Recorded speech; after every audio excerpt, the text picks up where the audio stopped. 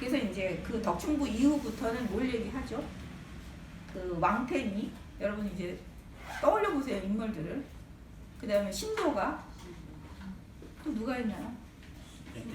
에테타, 숙산무지, 또 인기, 지리, 무신, 그 다음에 옹황대영. 엄청나게 많이 나오죠. 어쩜 이렇게 많은 사람들을 얘기할 수가 있죠. 그 각양각색으로 이 모든 존재들이 근데 어때요 여러분? 이 외다리가 여러분 비정상이면 여러분이 갖고 있는 두 다리도 비정상이에요. 지금 장자는 그렇게 보는 거예요. 왜 여기에는 12선악 정상 비정상이 없기 때문에 그냥 태어난 그대로예요. 태어난 그대로. 우리가 운명을 그렇게 받아들이면 여러분의 삶이 반드시 긍정적이겠죠. 그렇지 않나요? 어디에 대한 원망도 없어요. 우리가 어디에 대해서도 하늘도 원망하지 않고 부모도 원망하지 않을 때 그 자신의 삶을 여러분 진짜 개척할 수 있는 거지. 이 운명에 대해서 원망한다는 건, 운명을 우리가 비관한다는 건 부모를 비관하고 하늘을 비관하는 거, 비난하는 거거든요. 그러면 자기 삶을 사실은 개척할 수가 없어요. 그래서 이 안지양명이라는 말은 저는 되게 중요한 말 같아요. 이 안지양명은 편안하기를 운명처럼 여기는 것, 혹은 안명해서 운명을 편안하게 여기는 것. 이거예요. 여러분은 그러면 숙명론하고 뭐가 다른가요? 이러면서 운명에 따라 그냥 그 길을 가야 되는 건가요? 누구나 수긋하게? 여러분 신도가 얘기해서는 그렇지 않다는 걸 분명히 아실 거예요. 자, 여기서 왕태의 이야기에서는 뭐예요? 두 다리가 없는데 스승이 됐어요. 그래서 그 노나라의 그 공자와 제자들을 반씩 나눌 정도로 그렇게 유명한 사람이에요. 그죠? 이 유명한 그 왕태에 대해서 공자의 제자인 상계가 의문을 지금 표하는 거예요. 두 다리가 없는데 어떻게 남의 스승이 될 수 있을까? 예전에 사실은 우리가 그 육아는 더더욱 그래요. 그 손발, 머리카락 어떤 거 하나도 부모로부터 받은 이걸 진짜 온전히 소중하게 지키는 거. 이러니 살다가 이렇게 그 다리를 잃거나 그러면 어떻게 돼요? 불효자가 될 수 있고 사람 소시를 못한 사람이 될 수 있잖아요. 그래서 그런 시선을 가지고 바라보면 이 왕태에 대해서 그 공자의 제자가 어떻게 저런 사람이 스승이 될 수 있지? 라고 묻는 건 너무나 당연한 거예요. 근데 장자에게는 그런 시선이 아예 없어요. 사람들은 와서 근데 너무 재밌는 표현이 그거잖아요. 무슨 말도 안 해. 앉아서 토론도 안 해요, 여러분. 정말 근데 어떻게 했대요? 자, 그 뭐라고 했죠? 비어서 와서. 비어서 와서 채워서 돌아가는데 실이 비라고 표현했어요. 채워서 돌아가. 그래서 이 그 상계가 공자한테 뭐라고 물어요, 여러분? 선생님, 불언지교가 있나요? 말하지 않는 가르침이 있습니까? 하고 묻는 거예요. 불언지. 말하지 않는 가르침. 이거는 노자의 도덕경에도 불언지교를 얘기합니다. 여러분. 말하지 않는 가르침. 사람들이 내가 명령을 내리지 않아도 스스로 알아서 하는 거. 자기 스스로 자발적으로 하는 거.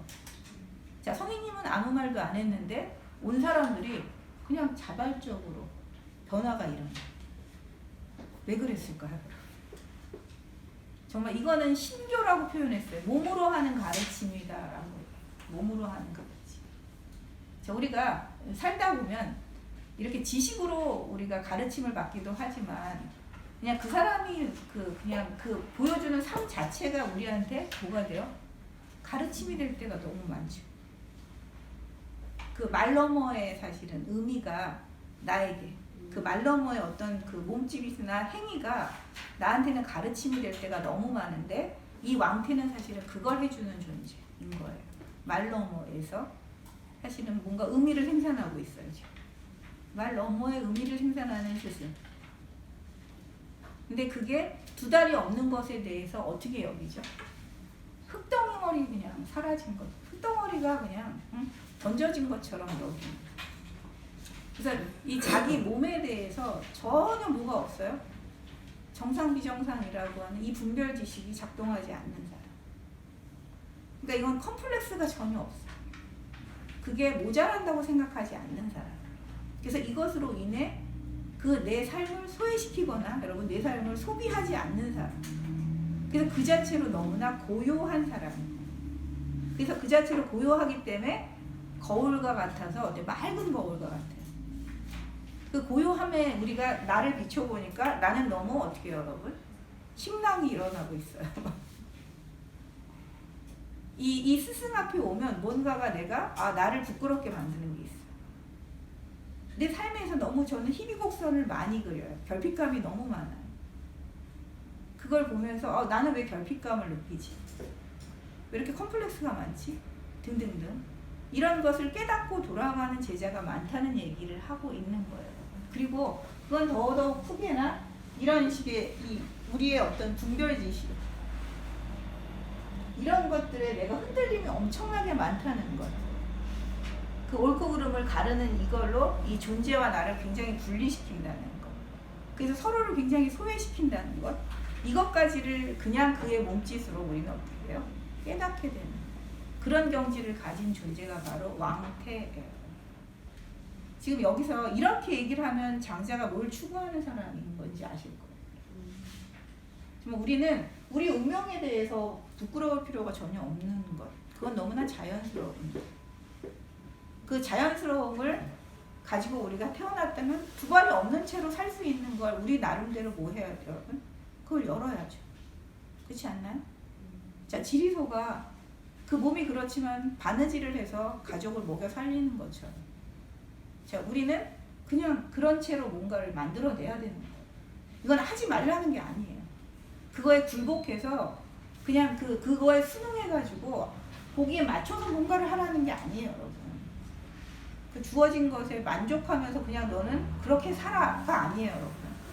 그거 인체로 거기서 네가 할 수 있는 일을 펼쳐나가는 거예요. 그래서 신도가가 왜 그게 바로 옆에서 나왔겠어요? 신도가는 지금 백혼무인이라는 스승 앞에 가서 다리가 없는데 열심히 배워요. 자, 이거는 또 배움에는 뭐가 없는 거죠, 여러분? 차별이 없다. 뭐 다리가 있던 없던, 뭐 쓸모가 있건 없건, 빈부귀천, 그 어떤 것도 사실은 배움 앞에서는 어때요, 여러분? 진짜로 다 무화될 수 있는 거지. 모든 사람에게는 배움의 의지가 있고 저절로 알게 되는 지력이라는 게 있어요. 그래서 그렇게 해서 자기 존재를 만들어가는 게 이 지성이거든요. 그러니까 그 지성은 누구에게나 사실 필요해요. 그래서 누구에게나 배움은 열려 있다는 걸 이 장자 시대에도 얘기하고 있어요.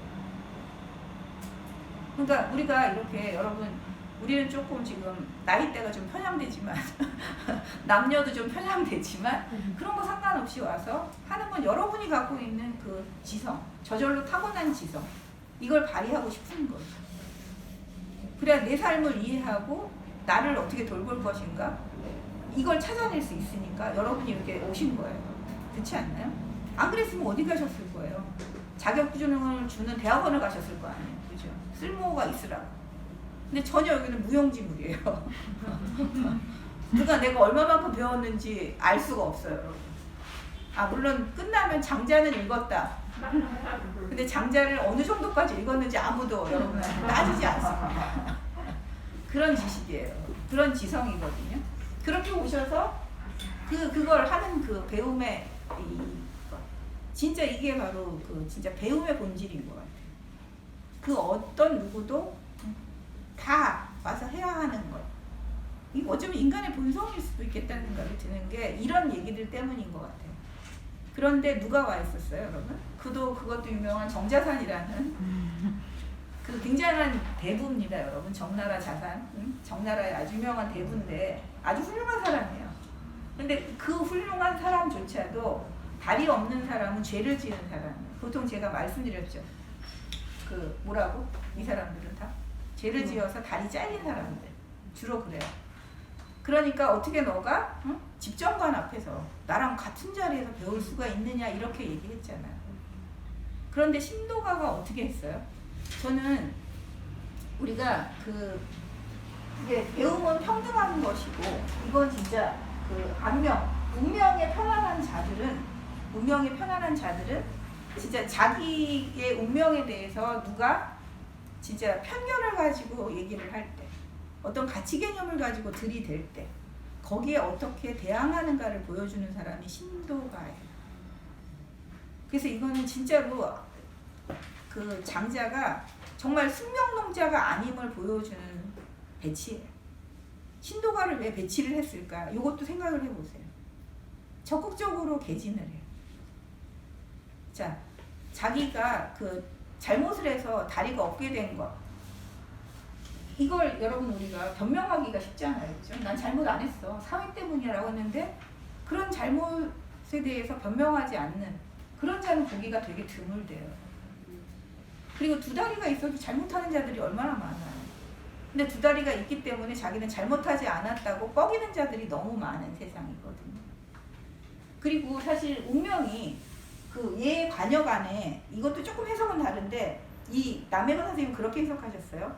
지금 얘의 관역 안에 사람이 있다면 이 관역을 비껴나가기는 너무 힘들다. 그죠? 근데 그 중에서도 비껴나가는 사람이 있어요. 이 사람들은 운이 좋은 사람들이에요. 그죠? 근데 나는 뭐예요? 그 관역 안에 갇혀서 비껴나가지 못한 사람. 이게 바로 운명이라는 얘기를 합니다. 그리고 우리는 선생님 앞에서 사실은 이 외형이 아니라 뭘 하는 거, 보이지 않는 도를 추구하는 공부를 하러 왔어요. 여러분들도 지금 보이지 않는 도를 닦기 위해서 여기에 오신 거잖아요. 그죠? 우리는 촌스럽게 도라고 하면 안 되죠. 요즘에는 영성. 이 영성을 여러분이 연마하기 위해서, 여러분의 이 영성이 무엇인가를 탐구하기 위해서 여기 오셨거든요. 그런데 그렇다면 그런 곳에 와서 나의 이 두 다리, 그리고 너가 말하는 빈부귀천의 그 문제 때문에 나를 구별한다면 이거는 존경하는 스승 밑에서 배우는 의미가 없는 거 아니에요. 너는 나와 똑같은 스승 밑에서, 스승이 그런 걸 가르친 사람이 아니라 평등하게 가르쳤는데 너가 그렇다면 선생의 뜻에 너무나 어긋나는 거고 배움에 굉장히 어긋나는 거죠. 이 사람이 그렇게 얘기를 해요. 놀랍잖아요. 그리고 자기가 바깥 세상에서 사람들이 외다리라고 놀리는 사람이 너무 많아서 화가 날 때도 있는데, 자, 돌아오면 백홍무인이라는 스승한테만 오면 뭘 잊어요, 여러분? 다리 없다는 사실을 잊어버려요. 그러니까 우리는 이게 진짜 여러분 망아예요. 아까 말한 심재예요. 내가 다리가 없는, 쓸모없는 존재거나 비정상적인 존재라고 하는 그 세상의 시선, 인간적인 관점의 그 분별지, 이거로부터 완전히 자유로워져. 아예 의식조차 일어나지 않아요. 선생님이 그걸 의식하지 않으니까. 그 선생님 밑에서 내가 공부하기를 몇 년이에요, 여러분? 제가 늘 말씀드리지만 19년은 되게 중요한 시간입니다. 포정해오의 칼도 19년 쓴 칼이에요, 여러분. 이 스승님도 얘 밑에서 갔는데 의식을 전혀, 얘가 다리가 있는지 없는지조차 의식을 안 해요. 근데 저희는 여기 오시면 여러분, 이분이 남자라는 걸 의식을 못 하잖아요. 죄송해요. 그리고 정복쌤이 나이가 많다는 걸 전혀 의식을 안 해요. 진짜 우리가 몰라요. 그러니까 이렇게 공부하는 이 자리에서는 나이도 사실은 성별도 의식이 안 되거든요. 거기에 대한 분별 지식이 우리가 작동하지 않는 거예요. 근데 더더구나 여러분의 학력 같은 것은 우리가 관심이 없어요. 말씀하셨잖아요, 고쌤이. 여기는 학위를 숨긴다고. 오히려 박사 받은 사람들이 꽁꽁 숨긴다. 여기서는 좀 좋은 직업을 갖거나 이런 분들은 숨겨요. 말을 안 해. 왜 그럴까요? 말해봐야 소용이 없거든요. 그리고 말하면 우리가 또 괜히 뭘 물어봐 자꾸. 더 많이 아는 줄 알고. 근데 더 많이 안 알거든요. 그래서 여기는 그런 거하고 좀 달라요. 우리는 조금 차원이 낮아요. 그래서 그걸 안 하는 그 배움의 공동체. 이 안에서 너는 나를 차별하는 것입니다. 라고 얘기했을 때 마지막에 자산이 뭐라고 해요? 알아들었네. 그러니까 이런 그 진짜 이게 되게 극적인데요. 여기서 이 사람들이 말을 하면 알아들어요. 이해해요. 자산도 깨달아요. 신도가가 계속 설명을 해주거든요. 저항하면서 설명하거든요. 그런 사실에 대해서 인정하는 것. 그렇게 하고 있는 게 뭐예요, 여러분? 우리가 서로를 소외시키지 않으면서 함께 가는 길. 이게 우리가 가는 덕충부예요. 덕이 충만한 사람들은 이걸 하고 있는 존재들이에요. 이렇게 살고 있는 존재들. 그래서 자기의 결핍을 전혀 안 느끼는 존재들. 의식하지 않는 존재들. 여기에 마음이 여러분 왔다 갔다 하지 않는 존재들. 그래서 에테타도 마찬가지입니다, 여러분. 너무 못생겼는데 사람들이 너무 좋아하는. 여기 여러분들이 주목해서 읽어야 할 부분은 사실은 에테타예요. 그리고 에테타를 보면 여러분들 되게 매력을 느끼실 거예요. 여러분들도 시집가시고 싶으실지도 몰라요. 그 에테타는 좀 여러분이 공자가 얘기한 그 노나라 애공이 에테타를 너무 좋아했잖아요. 그러니까 두 사람 사이에 일어나는 그 얘기를 하고 있는 분이 있거든요. 이 사람은 재주가 온전하다. 그리고 덕을 겉으로 드러내지 않는다라고 하는 이 두 가지 지점에서 꼭 살펴보세요. 재전, 덕불형이라고 하는 이 두 가지 부분. 자, 이들은 어떤 운명에도 여러분 흔들리지 않는 존재들. 그 니체가 말하는 아모르 파티 있잖아요. 운명을 사랑하라. 사실 그것하고 이걸 같이 엮어서 얘기하시면 될 거예요. 같은 차원이에요. 그런 자들만이 당당하게 자기 이 생명 이 주권을 제대로 행사하면서 살 수 있다는 것. 그래서 그 어떤 것에도 우리는 여러분 불구는 없다는 얘기를 하고 있어요. 지금은 우리가 불구라고 얘기했지만 장애인이라는 얘기를 하잖아요. 그러니까 장애 비장애라고 하는 이 구분조차 없는 것. 이런 구분은 사실은 세상 사람들이 만들어 놓은 그냥 개념이에요. 구성된 개념이에요. 그러니까 그건 안에 갇히지 않는 것. 우리의 삶은 이미 만들어진 구성된 어떤 가치 개념에 갇히지 않는 것. 장자는 사실은 그걸 얘기하고 있어요. 그랬을 때 우리는 자기가 어때요, 여러분? 삶의 주인이 될 수 있다는 얘기를 하는 거예요. 어떤 삶의 변화에서도 이 변화를 어떻게 주도하면서 갈 수 있는 주체가 될 수 있다는 이야기를 하고 있어요. 그래서 이 덕충부 부분이 저는 장자에서는 되게 흥미로운 부분이고요. 제가 여러분한테 이제 이 재물론을 찾고 넘어오면 이 장자라는 사람의 어떤 그 매력이라고 해야 될까요? 그리고 상당히 저는 굉장히 그 급진적인 어떤 사유라고 해야 되나? 장자의 급진적인 사유가 여기에 있어 저는 일어난다고 생각해요. 진짜 여기는 어떤 존재의 불평등도 없어요. 우리가 평등을 얘기할 때는 이런 게 평등이에요. 지리소는 군대를 안 가고 자기가 빨래를 하고 받아먹지만 되게 당당하게 가족을 꾸리는 거. 이게 우리가 그 평등한 삶인 거지. 이 두 다리 없는 사람이 영웅처럼 막 전쟁터에 나가서 막 해가지고 훈장을 다는 게 여러분 그게 평등이 아니에요. 물론 훈장도 달 수 있겠죠. 근데 우리는 막 그렇게 막 추동하잖아요. 어떻게 해서든지 그렇게 추동하는데 그것이 그 사람들에게 평등을 주는 것은 아니라는 것. 그래서 장자를 읽으시면서 저는 그런 평등의 개념, 우리가 불평등이라고 하는 개념들, 이런 것들에 대해서 좀 여러분들이 뭔가 이렇게 나름의 그 정의를 내릴 필요는 있다고 생각해요. 그런 정의를 내리면서 우리가 새로운 평등의 개념을 다시 낳아야 돼요. 이 개념이라는 말 자체가 낳는다는 뜻이라면서요. 뭔가 그 뱃속에서 뭐가 나왔다. 새로 탄생하는 거예요. 이 컨셉 개념이 그런 거래요. 그래서 장자는 나름으로 자기 개념을 이렇게 잉태한 사람, 잉태해서 탄생시킨 사람이에요. 그래서 오늘은 사실 도망가면 안 되고요. 여기까지만 할게요.